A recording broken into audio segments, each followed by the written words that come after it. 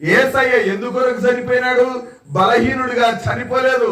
పట్టి పొడుస్తా ఉంటే దిక్కులేని సావు సావలేదు యేసు ప్రభు వారు. ఆయనకు నోరు లేక సావలేదు. ఆయన ఎంత శక్తిమంతుడు!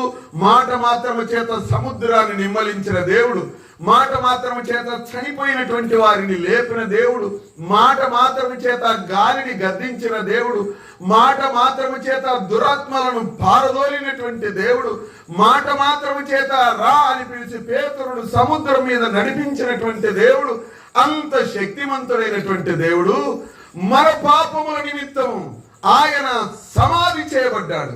ఆయన తిరిగి లేచాడు. పిల్లరా, నీవు పుట్టక